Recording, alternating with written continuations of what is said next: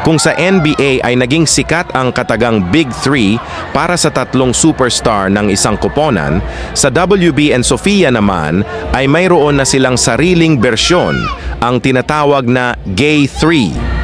Sila nga ay walang iba kundi sina Tita Emma, Tita Riva at ang pinakabagong dagdag na si Tita Yasmin na lalong nagpalakas ng kaba sa loob ng court.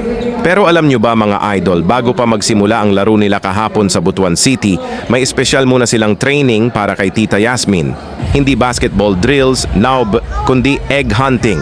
Mukhang kailangan munang mahasa sa paghahanap ng itlog bago sumabak sa tunay na laban.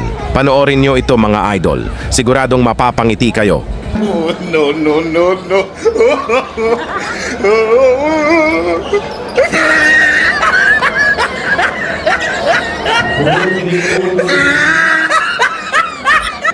Yun. Ano? Anya!